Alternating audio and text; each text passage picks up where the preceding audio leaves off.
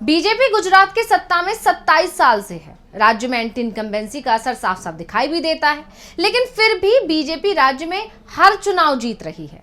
राज्य में कांग्रेस की लगातार हार पर गुजरात के जो पार्टी नेता हैं, यानी कांग्रेस के नेता हैं, वो यहां तक कहते हैं कि राज्य में बीजेपी जीतती नहीं है, बल्कि कांग्रेस बीजेपी का मुकाबला नहीं कर रही है। चुनाव में कांग्रेस के ही कुछ नेता बीजेपी की मदद करते हैं। पार्टी की गुटबाजी के चलते बीजेपी 27 सालों से चुनाव जीत रही है। अगर कांग्रेस ने बीजेपी के मददगारों को किनारे कर दिया जाए तो आसानी से बीजेपी को हराया जा सकता है। और राहुल गांधी ने भी अब यह तय कर लिया है कि कांग्रेस में बीजेपी का कोई मददगार नहीं रहेगा, और अगर होता भी है तो उसे कोई भी पद नहीं दिया जाएगा, इसकी व्यवस्था कर दी जाएगी। तो राहुल गांधी पहले ही साफ कर चुके हैं कि इस बार कांग्रेस गुजरात में बीजेपी को हराएगी, और अब उनका पूरा का पूरा फोकस भी गुजरात पर है। राहुल गांधी के गुजरात दौरे से पहले ही बीजेपी खेमे में खलबली मची हुई थी। नतीजा यह हुआ कि पीएम मोदी से लेकर गृह मंत्री अमित शाह सभी ने गुजरात पर फोकस करना शुरू कर दिया, क्योंकि पार्टी राहुल की सक्रियता से डरी हुई है।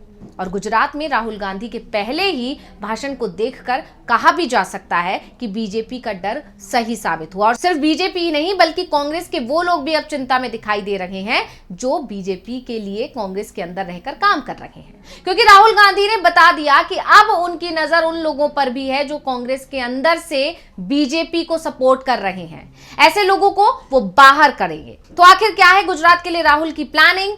क्यों गुजरात पर अभी से राहुल गांधी कर रहे हैं फोकस? क्या गुजरात के सहारे केंद्र की सत्ता में वापसी करने का प्लान बना रही है कांग्रेस? इन सभी सवालों पर हम अपनी स्पेशल रिपोर्ट में करेंगे बात। नमस्कार, मैं हूं अंशिता। गुजरात की सत्ता से दशकों से कांग्रेस दूर है। हालांकि 2017 के चुनाव में कांग्रेस ने बीजेपी को कड़ी टक्कर दी थी, लेकिन जीत का स्वाद नहीं चख पाई। उसके बाद 2022 में विधानसभा चुनाव हुए और बीजेपी से कांग्रेस बुरी तरह पिछड़ गई। इसको लेकर दावा किया गया कि कांग्रेस के ही अपनों ने बीजेपी के लिए काम किया, यानी कांग्रेस अपने ही कार्यकर्ताओं की वजह से हारी थी। और इसकी जानकारी अब कांग्रेस आलाकमान को है और पार्टी अभी से काम पर लग गई है। इसका संकेत राहुल गांधी के भाषण से मिल गया जो उन्होंने गुजरात में दिया। तो क्या कुछ बोले राहुल, पहले सुन लेते हैं। पहला काम, ये जो दो ग्रुप हैं इनको अलग करना है सीधा। अगर हमें सख्त कार्रवाई करनी पड़ी, 10, 15, 20, 30, 40 लोगों को निकालना पड़ा, निकाल देना चाहिए।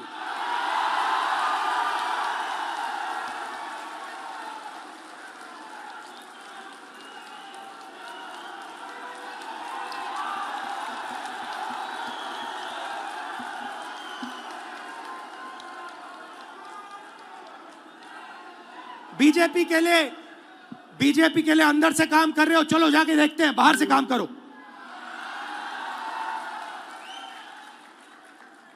तुम्हारी वहां जगह नहीं बनेगी, बाहर फेंक देंगे तुम्हें। तो पहला काम यह करना है। अहमदाबाद के जेड हॉल में प्रदेश के करीब 2000 कार्यकर्ताओं को राहुल गांधी ने संबोधित किया और संबोधित करते हुए साफ साफ बता दिया कि उन्हें पार्टी में अब भीड़ नहीं चाहिए, बल्कि वो लोग चाहिए जो दिल से कांग्रेस के हों और सिर्फ पार्टी हित के बारे में सोचते हों, ना कि अपने हित के बारे में। इसके साथ ही राहुल गांधी ने उन लोगों को सचेत भी कर दिया जो बीजेपी में जाकर सुनहरे भविष्य के सपने सजा रहे हैं। राहुल ने ऐसे लोगों को सचेत करते हुए कहा कि बीजेपी सिर्फ इस्तेमाल करेगी और जैसे ही उसका मतलब हल हो जाएगा वो आपको निकालकर फेंक देगी, कोई पद नहीं देगी, कोई प्रतिष्ठा आपको नहीं मिलेगी बीजेपी में जाने के बाद। तो और क्या कुछ बोले हैं राहुल, सुनिए। अगर हमारा कोई डिस्ट्रिक्ट प्रेसिडेंट हो, ब्लॉक प्रेसिडेंट हो, सीनियर लीडर हो, तो यहां पे कांग्रेस होनी चाहिए, दिल में कांग्रेस होनी चाहिए। जीतने हारने की बात छोड़ दो, अभी जीतने हारने की बात छोड़ दो। बस हमारे जो डिस्ट्रिक्ट प्रेसिडेंट्स हैं, जो हमारे लीडर हैं, अगर उनका यहां हाथ ऐसे कटे तो उसमें से कांग्रेस का खून निकलना चाहिए।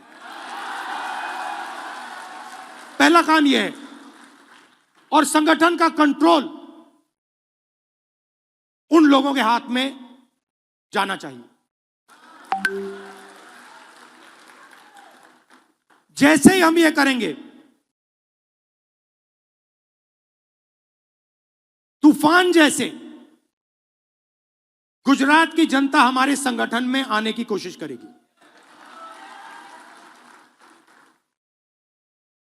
और हमें उनके लिए दरवाजे खोलने पड़ेंगे।